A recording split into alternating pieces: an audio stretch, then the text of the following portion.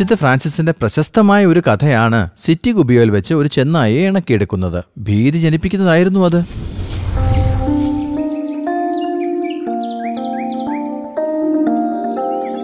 ജനങ്ങളുടെ ഇടയിൽ പ്രഭാഷണം നടത്തുന്നതിനായി അദ്ദേഹം സിറ്റിയിൽ താമസിക്കുകയായിരുന്നു. മൃഗങ്ങളെയും ആളുകളെയും കൊല്ലുന്ന ഒരു ചെന്നായി വനത്തിലുള്ള കാര്യം ഫ്രാൻസിസ് അറിഞ്ഞു.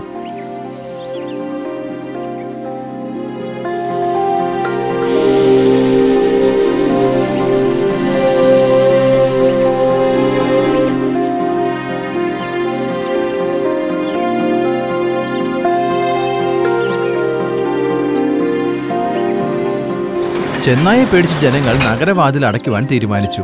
അവിടെ നടക്കുന്ന കാര്യങ്ങളെല്ലാം അദ്ദേഹം കണ്ടു. അദ്ദേഹം ചെന്നായെ ഒന്ന് കാണുവാൻ തന്നെ തീരുമാനിച്ചു. ചെന്നായെ കാണുന്നതിനും സംസാരിക്കുന്നതിനും ഒരുപാട് സമയമെടുക്കുമെന്ന് തോന്നുന്നു. അങ്ങയുടെ ബുദ്ധിക്ക് എന്തെങ്കിലും സംഭവിച്ചോ? ഈ ചെന്നായ താങ്കളെ തീർച്ചയായും കൊല്ലും. ഭയപ്പെടേണ്ട, എനിക്കതിനോട് സംസാരിക്കാനും അതിന്റെ പ്രശ്നത്തിന് പരിഹാരം നൽകാനും സാധിക്കും. പക്ഷെ ഗുരു, പേടിക്കേണ്ട സഹോദര, ഞാൻ നാളെ തന്നെ വനത്തിലേക്ക് പോകും. എന്നെ നിങ്ങൾ തടയാൻ ശ്രമിക്കേണ്ട. അവിടുത്തെ ജനങ്ങൾ അദ്ദേഹത്തെ മാറി മാറി ഉപദേശിച്ചു. പക്ഷേ ഫ്രാൻസിസിന് ഒരു മാറ്റവും ഉണ്ടായില്ല. വനത്തിലേക്ക് തന്നെ പോവുകയാണെന്ന് അദ്ദേഹം പറഞ്ഞു.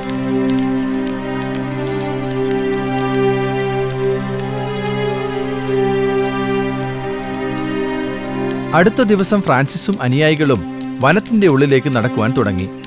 അവർ വനത്തിനുള്ളിലേക്ക് അടുക്കുംതോറും അനുയായികൾ ഓരോരുത്തരായി പിന്മാറുവാൻ തുടങ്ങി. അവർ വനത്തിനുള്ളിലേക്ക് എത്തിയപ്പോൾ ഫ്രാൻസിസിന്റെ കൂടെ ഒരാൾ മാത്രമേ ഉണ്ടായിരുന്നുള്ളൂ. ഗുരു, അവരെല്ലാവരും പോയി. ഇപ്പോൾ ഇവിടെ നമ്മൾ മാത്രമേ ഉള്ളൂ. ഭയപ്പെടേണ്ട, നമുക്കിടയിൽ ദൈവമുണ്ട്.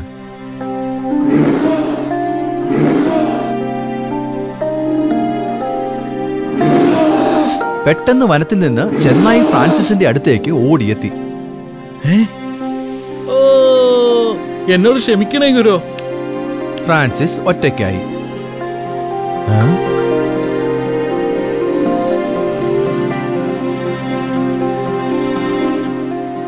ചെന്നായി ഫ്രാൻസിസിന് നേരെ ഭയങ്കരമായി ഊരിയിടുകയും മറ്റും ചെയ്തു.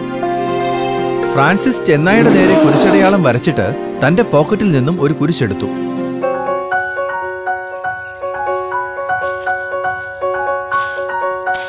അതൊരു മഹാത്ഭുതമായിരുന്നു.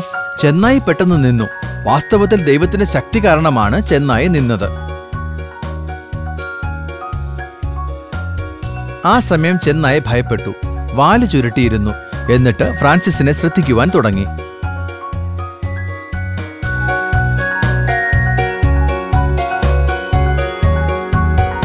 സഹോദര ചെന്നായ്, ഞാൻ ഗുബിയയിൽ നിന്ന് വരികയാണ്. നീ കാരണം അവർക്കുണ്ടായ കഷ്ടാവസ്ഥ ഞാൻ കാണുകയുണ്ടായി. സഹോദര, എങ്ങനെ ഇത് സംഭവിച്ചു? എന്തിനാണ് നിന്റെ ആഹാരമായി മനുഷ്യരെ കൊല്ലുന്നത്?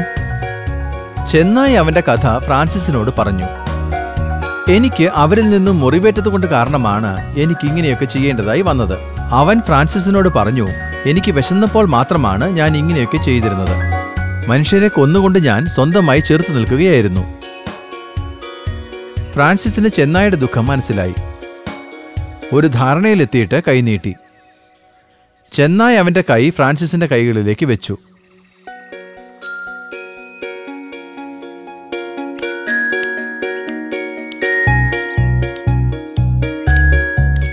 ആ വിശുദ്ധൻ ചെന്നായെ നഗരത്തിലെത്തിച്ചു.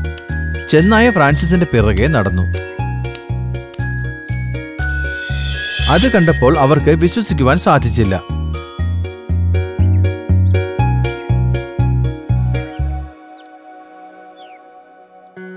ചെന്നായെ അടുത്ത് നിർത്തിക്കൊണ്ട് ഫ്രാൻസിസ് ദൈവത്തിന്റെ സ്നേഹത്തെക്കുറിച്ച് ധർമ്മപ്രവചനം നടത്തി. അവരുടെ പാപങ്ങളെക്കുറിച്ച് ഓർത്ത് പശ്ചാത്തപിക്കുവാനും പറഞ്ഞു.